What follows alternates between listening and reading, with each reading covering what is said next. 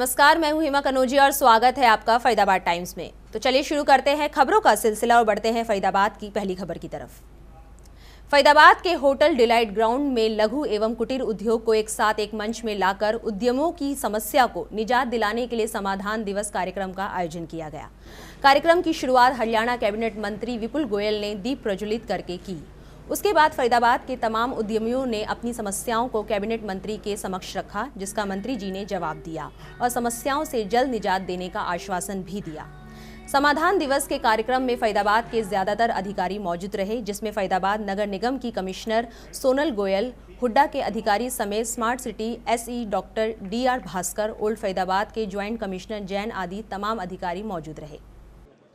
जो भी यहाँ स्मॉल स्केल इंडस्ट्रीज़ के लिए समाधान दिवस की शुरुआत की गई है यहाँ से, और जो भी इंडस्ट्रीज की छोटी बड़ी जो भी समस्याएं थी उन सबको नोट कर लिया गया है। जिनका मौके पर समाधान है मौके पर कर दिया गया है, और जो सारे कंसर्न ऑफिसर्स और डिपार्टमेंट्स यहाँ पर उपस्थित थे, जो काम पॉलिसी मैटर है या कुछ और है उनको उनके नोटिस में आ गया, उस पर भी जल्दी जो भी उचित कार्रवाई होगी वो करके उनका जल्दी से जल्दी निवारण करने की कोशिश। सर, नॉन कन्फर्म के एरिया की बात करें, बहुत बड़ी समस्या है कि तो रेड जोन ग्रीन जोन, उसके बारे में क्या?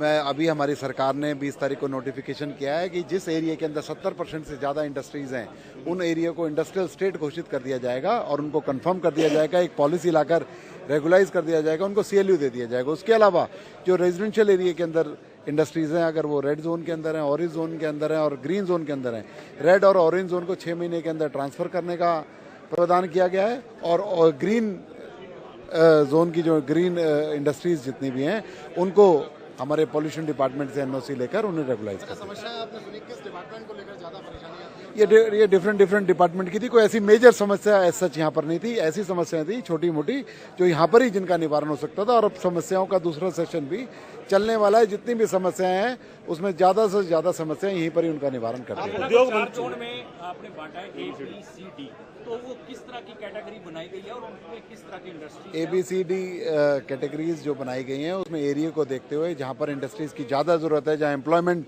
ज़्यादा जनरेट हो सकता है या ज़्यादा हमें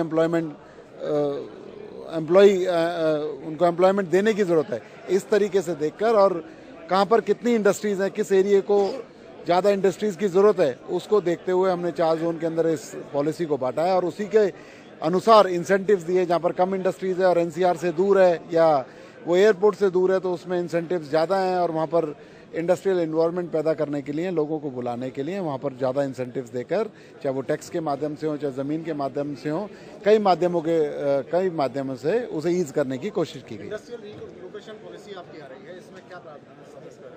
इंडस्ट्रियल रीलोकेशन पॉलिसी जो अभी बताया मैंने कि कंफर्मिंग जोन जहाँ पर 70% से ज़्यादा इंडस्ट्री है उसको मौके पर ही वहाँ पर रेगुलाइज कर दिया जाएगा, और उनसे EDC IDC लेकर और चार्जेस लेकर उसे रेगुलाइज कर दिया जाएगा, और जो इंडस्ट्रीज जहाँ पर कम इंडस्ट्रीज और रेजिडेंशियल एरिया में लगी हैं उनको शिफ्ट करने का प्रावधान है। वो किया कैसे जाएगा, शिफ्ट कैसे किया जाएगा, उसके क्या प्रोसीजर? उसके लिए लोग अपने जो रेगुलाइज इंडस्ट्रियल एरिया है वहाँ जाकर अपनी इंडस्ट्री को शिफ्ट करें। एक चीज़ इसमें शामिल है कि 70% जो जहाँ इंडस्ट्री होगी वहाँ से लोगों को वहाँ से शिफ्ट किया जाएगा, उसकी प्लानिंग किस तरह से की है? नहीं, वहाँ पे लोगों को शिफ्ट नहीं किया जाएगा। जो 70% से ज़्यादा इंडस्ट्रीज हैं उन इंडस्ट्रीज को रेगुलाइज कर दिया जाएगा, चाहे वो एग्रीकल्चर जोन में आती है, चाहे रेजिडेंशियल जोन में आती है, चाहे कमर्शियल जोन में आती है, चाहे इंडस्ट्रियल जोन में आती है, उन इंडस्ट्रीज को वहीं पर रहने दिया जाएगा और उनको रेगुलाइज कर दिया जाएगा, उस एरिया को इंडस्ट्रियल जोन घोषित कर दिया जाएगा। तो नए इंडस्ट्रियल क्षेत्र डेवलप करने के विचार है? इंडस्ट्रीज की संख्या जहाँ कम है उनको कहाँ शिफ्ट किया जाएगा? बहुत सारे इंडस्ट्रियल एरिया जो हैं, जो हमारा HSIDC का IMT है और नए इंडस्ट्रियल स्टेट्स आ रहे हैं,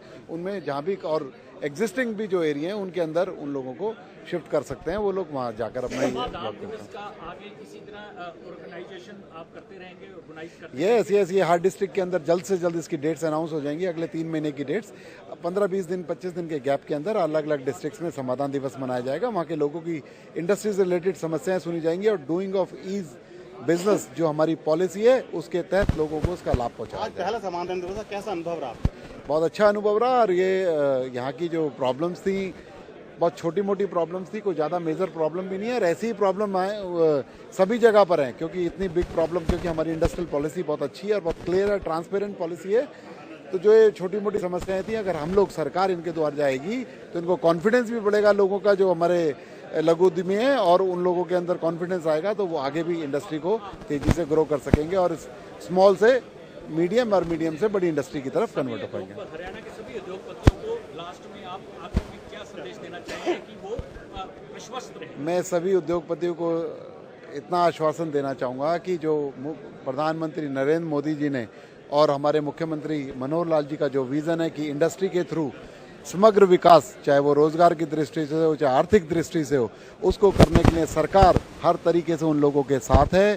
सरकार 24 घंटे उनके साथ है। ईज ऑफ डूइंग बिजनेस की जो पॉलिसी है उसको प्रैक्टिकल नीचे जाके चरितार्थ करने का काम हमारी सरकार कर रही है और करती रहेगी। हमारे साथ हैं हरियाणा के कैबिनेट मंत्री विपुल गोयल जी हमारे साथ। आज इन्होंने पहला अपना संविधान दिवस यहाँ होटल में किया है इधर पे। आइए हम इनसे बात करते हैं कि इधर पे जो छोटे और मध्यम वर्ग के जो लोग हैं उनको कैसे वो निदान करेंगे संविधान दिवस में। जी कोई बात नहीं, अभी रुको, कुछ इतनी जल्दी क्या है? आज यहाँ एक दो और करवाने हुआ जी। आपका नहर पार जो अभी करता हूँ। मंत्री जी आज अपने इधर पहला समाधान दिवस यहाँ पे किया, आपका अनुभव हम आपसे साझा करेंगे। कैसा अनुभव रहा आज आपका यहाँ पे? बहुत अच्छा अनुभव रहा और ये तो सारे अपने लोग हैं और इनकी समस्याएं भी बड़ी छोटी छोटी सी और बड़ी कॉमन सी समस्याएं थी जिनका निवारण मौके पर ही हो गया मैक्सिमम का। अभी दूसरा सेशन चलेगा, मेजॉरिटी समस्याओं का निदान इधर ही हो जाएगा। मंत्री ये समस्याएं छोटी लेकिन बुनियादी समस्याएं थी, सड़क की, बिजली की, पानी की, ये समस्याएं आई हैं इधर सुनने में। तो ऐसा ये समस्याएं क्यों नहीं दूर हो रही हैं? जब एक बहुत बड़ा इंफ्रास्ट्रक्चर होता है जहाँ पर बहुत बड़ी इंडस्ट्रियल स्टेट्स होती हैं, वहाँ छोटी मोटी समस्याएं हो जाती हैं। इनको बुनियादी समस्याओं से ना किया जाए। किसी भी पूरे के पूरे इंडस्ट्रियल स्टेट का इंफ्रास्ट्रक्चर खराब हो, ऐसा कुछ बात नहीं है।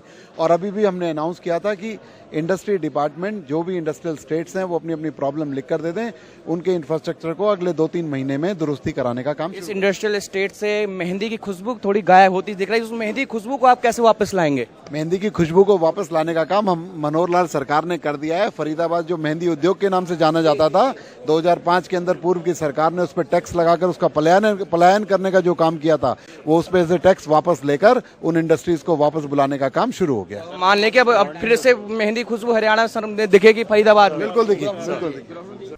भागदौड़ भरी जिंदगी और उथल पुथल भरा दिन, खुली आंखों से देखे सपने और उन सपनों को पूरा करने की जिद। हम सब सपने देखते हैं और उन्हें पूरा करने की हर नामुमकिन कोशिश भी करते हैं और दिन भर इसी उधड़-बुन में लगे रहते हैं। कब कैसे हमारे सपनों को मंजिल मिलेगी, लेकिन सब कुछ साथ होते हुए भी हमारी किस्मत साथ नहीं देती। फरीदाबाद की मशहूर टैरो कार्ड ऋचा चोटानी लोगों का भविष्य देखकर उनका भविष्य फल बताती है और साथ ही टैरो कार्ड से लोगों का आने वाला समय कैसा जाएगा भविष्यवाणी भी बताती है। टैरो कार्डों से भविष्य का आकलन व्यक्त करती है। ऋचा चोटानी का कहना है कि इससे लोगों को काफ़ी फायदे होते हैं, जिससे उनको नई उम्मीदें भी जगती है। ऋचा चोटानी का कहना है कि इससे लोगों को काफ़ी फायदे होते हैं, उनकी नई उम्मीदें जगती है। उनका कहना है कि टैरो कार्ड आपकी ज़िंदगी के हर छोटे बड़े पहलू को बताते हैं, कैसे आप अपनी मंजिल तक पहुंचेंगे। ऋचा चोटानी जी, आप टैरो कार्ड रीडर हैं, क्या है ये टैरो कार्ड? टैरो कार्ड से हम आपका भविष्य जान सकते हैं। आप आगे जैसे आपके कुछ भी काम पेंडिंग है कि क्या वो आगे जाके वो काम बनेंगे या नहीं, इस तरह से हम टैरो कार्ड से आपको बताते हैं। टैरो कार्ड से हम ये भी जान सकते हैं कि आपके आगे जाके हेल्थ ठीक होगी कि नहीं होगी, या आपने किसी प्रॉपर्टी में इन्वेस्ट किया है तो वो प्रॉपर्टी डिस्प्यूटेड है, आपको पैसा मिलेगा, रिटर्न मिलेगा, या किस शेयर्स मार्केट पे आपको पैसा लगाना चाहिए। टैरो कार्ड से आपको बहुत कुछ जानकारी मिलती है। तो आप क्या भविष्यवक्ता के तौर पर आप बात कर रहे हैं? हाँ जी।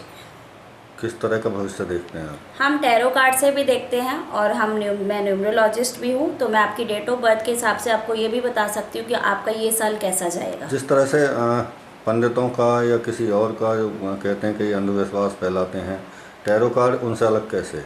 उनसे अलग ऐसे है कि हम किसी चीज़ की गारंटी नहीं लेते हैं, पर हाँ हम ये ज़रूर बताते हैं कि इस चीज़ में इन्वेस्ट करने से इस चीज़ का रिटर्न ज़रूर मिलेगा।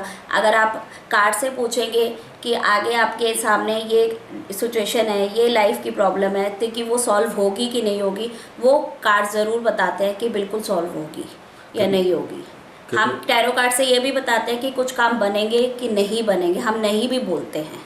क्या तरीका होता है इससे, आप कैसे रीड करते हैं? इसमें एक्चुअली 78 कार्ड्स होते हैं, सबके अलग अलग मीनिंग है। हर कार्ड को हम हर सिचुएशन के हिसाब से रीड करते हैं।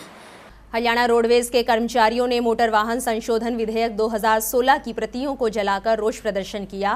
कर्मचारियों का कहना है कि यह अधिनियम जनहित और कर्मचारी हित में नहीं है। कर्मचारियों ने वर्कशॉप से लेकर बस स्टैंड में पैदल मार्च कर सरकार के खिलाफ नारेबाजी की। इस मौके पर all India road transport workers federation के सचिव राम आश्रय यादव ने कहा कि सभी संगठन इस बिल के विरोध में है और ये जनहित में नहीं है। उन्होंने ये भी कहा कि परिवहन मंत्री बिना पायलट के यदि दिल्ली से गाड़ी में बैठकर पार करेंगे तो उन्हें पता चल जाएगा कि बिना दुर्घटना के गाड़ी नहीं चल सकती। कर्मचारी नेता ने ये कहा कि चीन देश की तर्ज पर भारत देश में सड़कों का और अन्य तरीके अपनाकर दुर्घटनाओं को रोका जा सकता है। नेताजी, आपने आज यहाँ जो बिल है वो फूका है, क्या मांग है आपकी? एक्चुअली नितिन गडकरी साहब ने जो संसद में कल ये मोटर वाहन बिल 1916 संशोधन बिल पेश किया है, ये पूरी तरह से हिंदुस्तान की जनता विरोधी है और कर्मचारी विरोधी है। कोई भी ड्राइवर रोड पर एक चींटी भी नहीं मारना चाहता है और ये कहते हैं कर्मचारी दोषी है। कर्मचारी या ड्राइवर दोषी नहीं है, बल्कि सरकार की नीतियां दोषी है। जो ये विकास का मॉडल है, इसमें गलती है। ये विकास के मॉडल को चेंज किए बिना ये रोड एक्सीडेंट नहीं रोके जा सकते। इसके लिए सरकार चीन ने रोके है। चीन की तर्ज पर नए रोड बनाओ, नए पैदल का अलग लेन बनाओ, हैवी वैन का अलग बनाओ, लाइट का अलग बनाओ, साइकिल के लिए अलग जगह करो तो एक्सीडेंट रुकेंगे। लेकिन इस तरह से इस विकास के मॉडल में ये एक्सीडेंट रोकना, हम नितिन गडकरी को चैलेंज करते हैं कि वो 10 किलोमीटर दिल्ली में अपनी गाड़ी चला के दिखा दें बिना एक्सीडेंट के, बिना सुरक्षा के, बिना पायलट के, तो मैं मान जाऊँ कि वो कोई ट्रैफिक नियम नहीं तोड़ेंगे, ऐसे निकल जाएंगे। ये केवल एयर कंडीशन में बैठ के इस तरह कानून बनाते हैं जो उनकी वास्तविकता को पता ही नहीं। थाना भूपानी क्षेत्र में हनी ट्रैप के शिकार एक युवक ने जहरीला पदार्थ खाकर अपनी जीवन लीला समाप्त करने का प्रयास किया, जिसके बाद युवक की हालत गंभीर बनी हुई है, जिससे गुस्साए उसके परिजनों एवं एक एनजीओ के लोगों ने आरोपी महिला और एक युवक के खिलाफ पुलिस को शिकायत दी है और उचित जांच की मांग की है। सतपाल जी, गांव ददसिया की कुछ महिलाएं आपको ज्ञापन लेकर और शिकायत लेकर पहुंची हैं, क्या है सारा मामला? हमें आज शिकायत मिली है, शिकायत पर हमें अभी कानूनी कार्रवाई करेंगे। क्या शिकायत मिली है आपको? ये जो भी ये सविता और सुजीत के खिलाफ शिकायत मिली है कि ये गलत काम करते हैं ददसिया गांव में, और जो भी ये कार्रवाई बनती है हम करेंगे। एक महिला के पति ने जहर खाया है 2 दिन पहले, इसी मामले को लेकर अब तक क्या कार्रवाई की? अब तक क्या कोई आपको शिकायत नहीं मिली? शिकायत हमें तो आज ये शिकायत मिली है, इस पर कार्रवाई करेंगे। इससे पहले आपको कोई शिकायत नहीं मिली? मेरे पास यहाँ कोई शिकायत नहीं। आप क्या कार्रवाई करने जा रहे हैं? जो भी कार्रवाई बनती है कानूनी कार्रवाई करेंगे। मैं आपका मोनिका मल्लिक। मोनिका जी, आप भूपानी थाने में पहुँचे क्यों, क्या दिक्कत है? सर, एक महिला की शिकायत थी कि हस्बैंड ने 2 दिन पहले जहर खा लिया था। ददसिया गांव में चकला चलाए जाते हैं, इसमें 5 महिलाएं हैं और 2 जेंट्स हैं। इसकी शिकायत के लिए कल हमने पुलिस में चौकी में कंप्लेंट की, लेकिन कोई सुनवाई नहीं हुई, इसलिए आज हम इधर आए। आप किस संस्था से हैं? क्राइम कंट्रोल एनजीओ से। तो आप क्राइम कंट्रोल की तरफ से यहाँ शिकायत लेकर पहुँचे हैं थाने? हाँ जी सर। क्या है शिकायत में, क्या कहा गया? सर, वो ददसिया गांव में जो महिला है चकला चला रही है, इसको बंद कराया जाए, क्योंकि कम उम्र की लड़कों को बुरा असर पड़ रहा है। कौन है वो महिलाएं? सविता नाम है जो हेड है, और एक सुरजीत है। आपको कैसे पता चला है कि सर, हमें 2 महीने पहले से पता चल रहा था, कंप्लेंट आ रही थी गाँव से कई महिलाओं की। जब जहर खाया तो महिला हमारे पास परेशान होकर आई। किसने खाया गया? उसके बाद में आज आप पहुंचे हैं। इससे पहले भी कोई आपने, जैसे 2 महीने से आपको पता था, तो क्या पहले कोई शिकायत की आपने? शिकायत नहीं है, वो समझाया था। हमारी क्राइम कंट्रोल की टीम में एक है डिम्पल जी, उन्होंने इनको बोला था कि ये काम बंद कर दो, तो इसको बोला, धमकी दी कि हमें कोई डर नहीं है तुम्हारा किसी का भी। आप उस ददसिया गांव से आप संबंध रखते हैं कोई? हाँ जी, मैं लड़की हूँ, मेरी मम्मी की बेटी है और मेरा ससुराल। जो डिम्पल जी है वो क्राइम कंट्रोल टीम की तरफ से है। तनु, आप कहाँ से आए हो, क्या शिकायत लेके आए हो थाने? मैं ददसिया गाँव से आई हूँ। मैं अपने पति की शिकायत लेकर आई हूँ कि मेरे पति को कई दिन से ब्लैकमेल किया था। मैं दवा पिया था, पहले तो उससे पैसों की कही, उन्होंने पैसे निकाल के ले गए। मुझे जरूरत है, मेरे पैसे चाहिए, ले गए। तनख्वाह भी घर में नहीं ला रहे, ले गए। फिर मुझसे चीज़ वगैरह ले गए थे, चीज़ वगैरह ले गए कि मुझे कहीं ज़रूरत है, मुझे बहुत, मैं बुरी तरह फंस गया हूँ। मैंने कहा ठीक है ले जाओ, चीज़ ले गए। फिर आखिर कुछ नहीं बचाना उन पर, कहने लगे तनु मैं बहुत बुरी तरह फंस गया हूँ, मुझे लग रहा है कुछ अजीब सा लग रहा है, मैं फंस गया हूँ, मुझे निकाल दो। मैंने उनकी बात पर गौर नहीं किया। लेकिन जब कल वो आए ना, परसों 8 तारीख को रात को आए, तो जहर खा कर आए थे। कहने लगे मैं तो अब फंस गया हूँ, तू मेरे पे अब निकला नहीं जा रहा है, मुझे अब बस जाना है। इतना दबाव घेर दिया मेरे पति पर।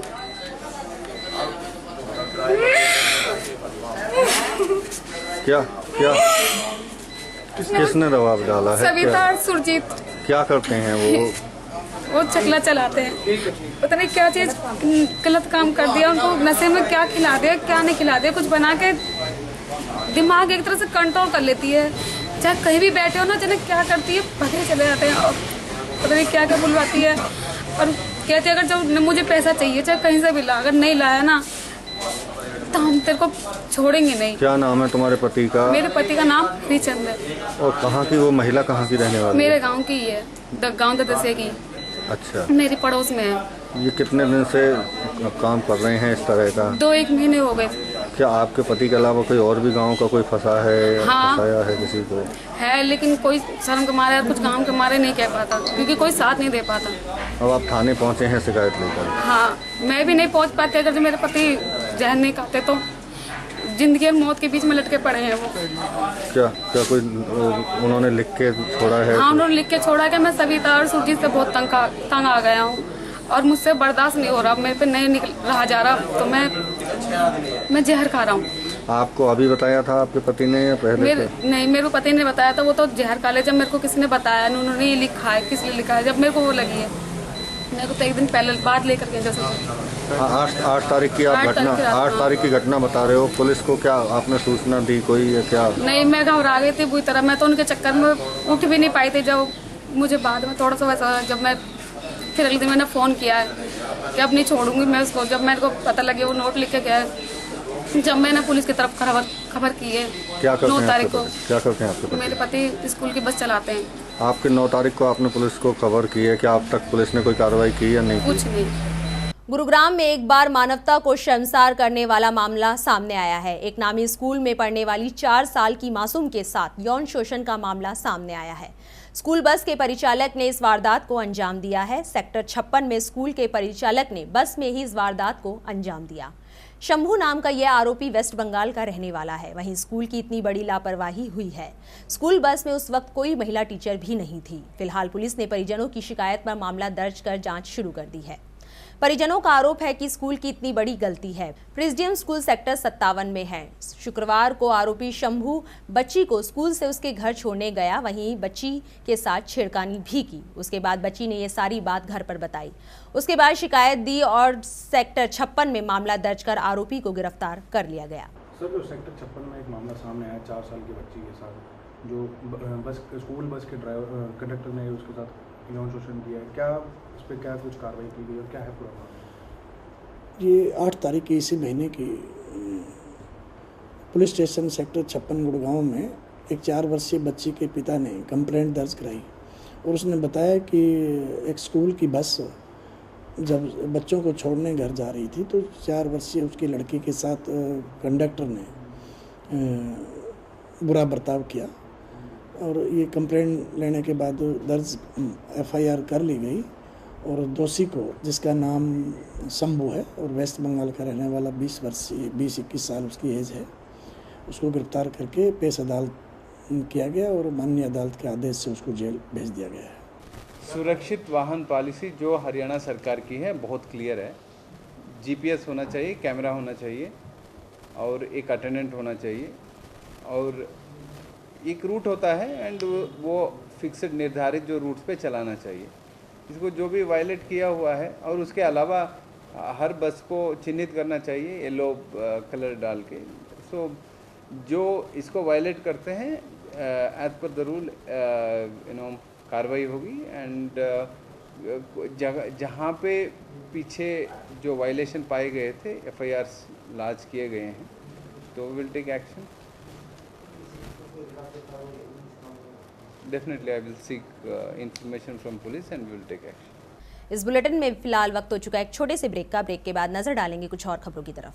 The English medium Bohra Public School is located at East Chavla Colony in Ballabgarh. This school is affiliated of Central Board of Secondary Education.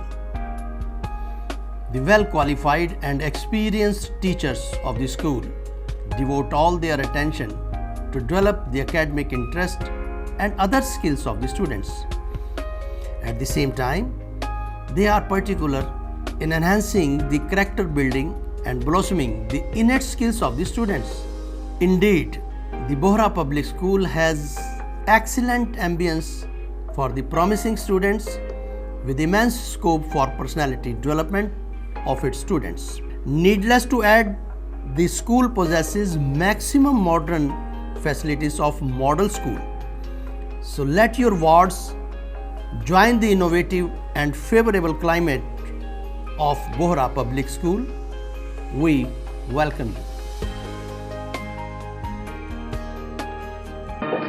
भैया मेरे राखी के बंधन को निभाना, भैया मेरे छोटी बहन को ना भुलाना, देखो ये नाता निभाना निभाना, भैया मेरे राखी के बंधन को निभाना।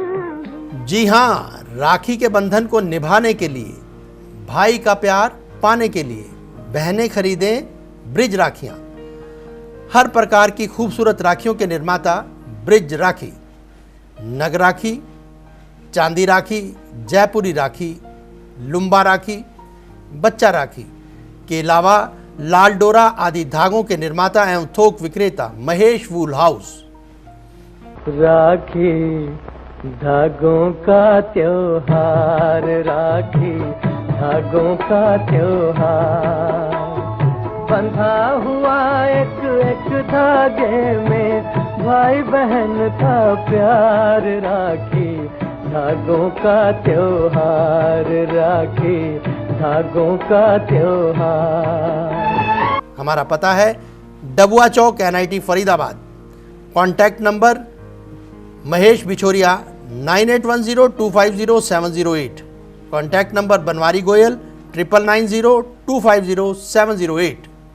उम्मीद आपकी, प्रयास मेरा, भरोसा आपका, संघर्ष मेरा, आपके सुख दुख का साथी, सपना आपका, संकल्प मेरा, एक ही वायदा, एक ही इरादा, सबसे अच्छा हो वार्ड नंबर 40 हमारा। क्या आप सेक्स समस्याओं से परेशान हैं या परेशान हैं गुप्त रोगों से?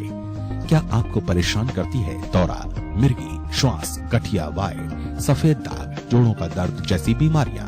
तो फिर क्यों होते हो परेशान? क्योंकि हमारे पास है आपकी इन समस्याओं का समाधान।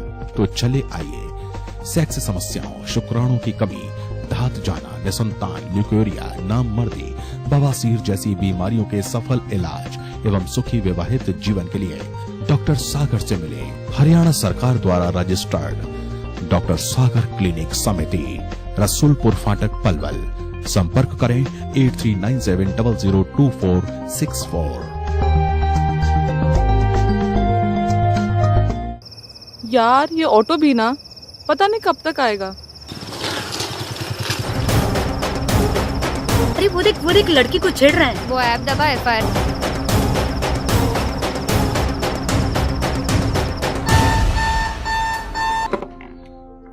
माइक 0242 PCR 16 ये नोट करो।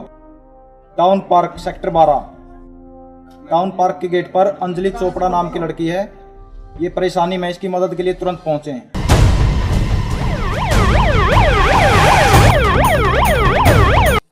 हरियाणा पुलिस ने इमरजेंसी रिस्पांस के लिए एक ऐप डेवलप की है, जिसमें कि जब भी आप किसी मुसीबत में हो तो आप इस ऐप का इस्तेमाल करें और आपकी सूचना तुरंत कंट्रोल रूम में पहुंचेगी। ये आप इसमें देख रहे हैं, एक ऐप है FIR, फर्स्ट इमीडिएट रिस्पांस। जैसे ही आप इस ऐप को दबाएंगे, एक हेल्प नाम का लाल बटन सामने आएगा। आपने सिर्फ ये बटन दबाना है। जैसे ही आप ये बटन दबाएंगे, आपकी लोकेशन और आपका नाम और आपका एड्रेस तुरंत हमारे कंट्रोल रूम में पहुंच जाएगा, और वहां पर जो कंट्रोल रूम का स्टाफ है वो आपके नंबर पे फोन करके आपसे संपर्क करेगा।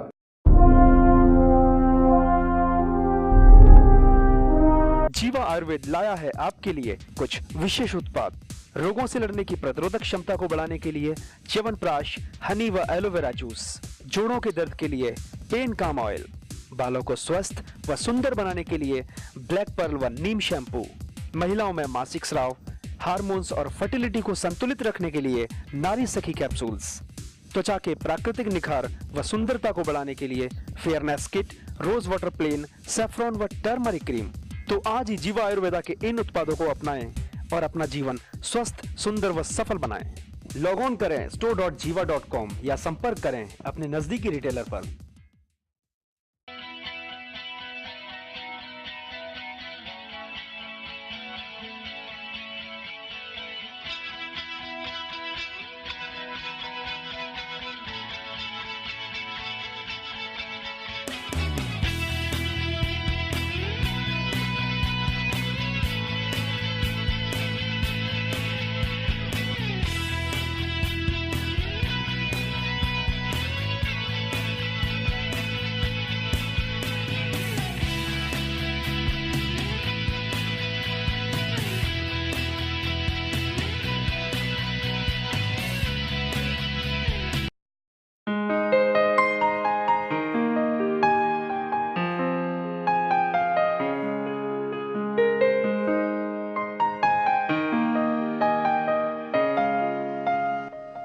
हर तरफ मच गया खुशियों का शोर, खुल गया देखो पतंजलि मेगा स्टोर।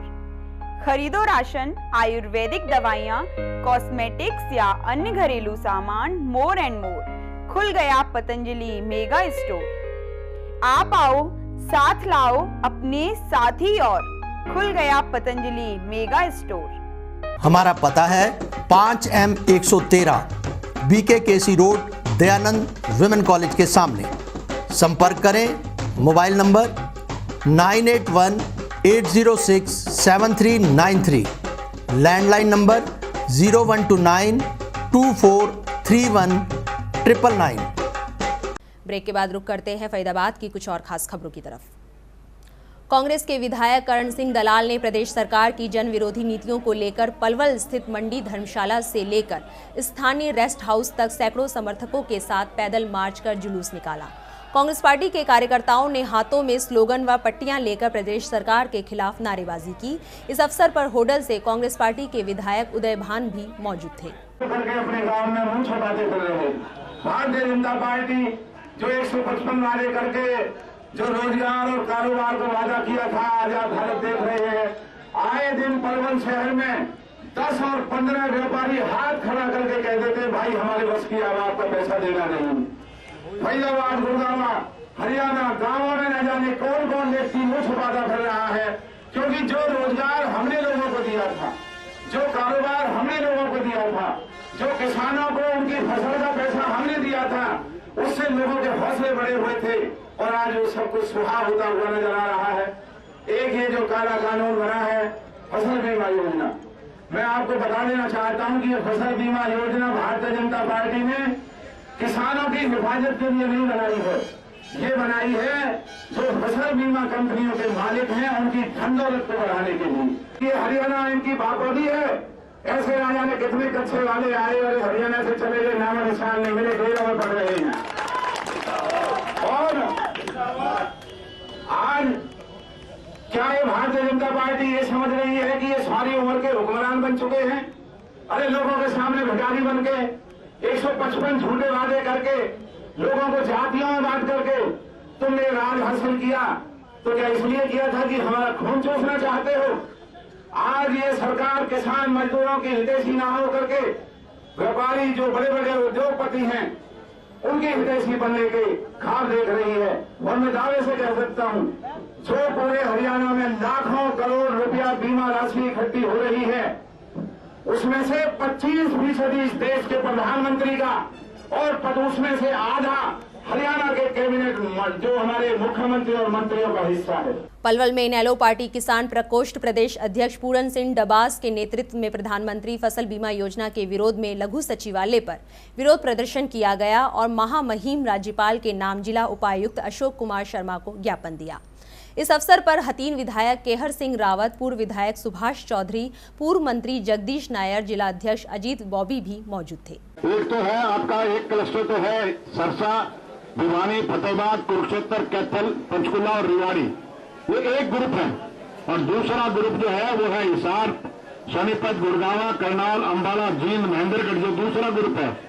और तीसरा ग्रुप है फतेहाबाद, रोहतक, झज्जर, मेरठ, पलवल, पानीपत और यमुनानगर। और अब आप इनको बता देता हूं ये कौन कौन से किस किस के पास गए हुए हैं, ये किस किस के पास है ये आपको बता देता हूं मैं। और वो तीनों कंपनियां जो हैं वो सरकारी कंपनी नहीं है, प्राइवेट कंपनी है, प्राइवेट कंपनी। एक तो है रिलायंस, जो कि बड़ी भारी हिंदुस्तान के ऊपर पूरा सबको निचोड़ के खाने लग रही है, सारा तेल वहां बेच के खाने लग रही है, सारा राशन वहां बेच के खाने लग रही है। एक कंपनी तो एक क्लस्टर तो उसके पास है। अब दूसरा है बजाज, बजाज जो ये कारें बनाता है, मोटरसाइकिल बनाता है और भी बहुत अड़ंगे पड़ंगे करता है, ट्रैक्टर ट्रुक्टर बनाता है, एक कंपनी उसकी है। और एक इतना बड़ा बैंक है आईसीआई। ये तीन एजेंसी हैं जो प्राइवेट एजेंसी हैं, जिनका कि सरकार से कोई ताल्लुकात नहीं। पहले तो कांग्रेस के राज के अंदर जो है वो इसको इस तरीके से जो है आपका जो रिलायंस वाला अंबानी साहब जो है उसने पहले तो बेवकूफ बनाया राजीव का, और बेवकूफ बना करके खूब उसने बटोर करा। उसके बाद में जो है जब ये देखा वो चले गए तो उसने जो है दूसरों को इस्तेमाल करके वाजपेयी साहब को उस टाइम पे बीच में इस्तेमाल किया। अब उसके बाद में फिर वो चले गए तो फिर अब भारतीय जनता पार्टी आ गई तो अब इन्होंने फिर दूसरे तरीके से खेल खेलना शुरू किया। होडल के कस्बा हसनपुर में बीती रात बदमाशों ने शराब के ठेके पर अंधाधुंध गोलियां चलाई और ठेके पर आग लगा दी। इस आग में ठेके पर मौजूद सेल्समैन जलकर घायल हो गया। आग में शराब की 1800 पेटी, एक मोटरसाइकिल, एक फ्रीजर, एक इन्वर्टर, एक पंखा और 70,000 रुपये जलकर खाक हो गए।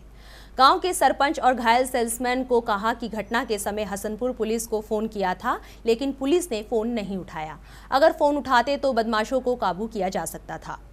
पहले भी कई घटनाओं में हसनपुर पुलिस पर रात के समय फोन नहीं उठाने के आरोप लग चुके हैं। लोगों ने कहा कि पुलिस कर्मचारी रात के समय थाने में सोए हुए थे। वहीं हसनपुर थाना प्रभारी कैमरे के सामने से भागते हुए नजर आए। क्या नाम है जी? धर्मवीर जी। धर्मवीर जी, बताइए कि जो आपके शराब के ठेके पर जो वारदात हुई है इसमें कितना नुकसान हुआ और कैसे कैसे वारदात हुई है? इसमें हुआ जी मतलब 35 लाख का नुकसान हुआ। 1800 पेटियाँ, जिसमें है कुछ विस्की कुछ बियर। तो कैसे आग लगी इसमें आग लगी थी। एक स्विफ्ट गाड़ी आई थी 10:25 पे, हम जब 2 आदमी थे। उसके बाद में गाड़ी चली गई, फिर दोबारा वे गाड़ी फिर आई है 5 मिनट बाद। आकर उन्होंने 3 फायर गाड़ी में करी है, वहाँ ठेके में करी है, 1 फायर मेरे ऊपर करी है। मैं अपनी झोंपड़ी लेकर के भागा हूँ, तो जैसे फायर करी मेरे ऊपर, मैंने कि लोग आके मुझे बचाओ, तो एक ताऊ करो बेटा रुक रहा, मैं अभी तेरे पास पहुँचूँ। मैंने आकर ठेका खोला था। जैसे मैंने ठेका खोला तो ठेके में से आग निकली है। इसका मेरे मुँह, हाथ, पाँव ये सब जल गए। ये आपका उसी से जला? हाँ, उसी से जला। जैसे मैंने ठेका खोला था, मैंने कोई छोटी मोटी आग लगी, मैं देखूँ तो पानी डालने के लिए घुसा तो ये एकदम आग मेरे ऊपर ही आई। अच्छा। ये वारदात हुई मेरे साथ। स्विफ्ट गाड़ी है जी, लाल कलर, लाल टी शर्ट पहन रखी, काला पैंट, सफेद जूते उसने भी पहन रखे जी।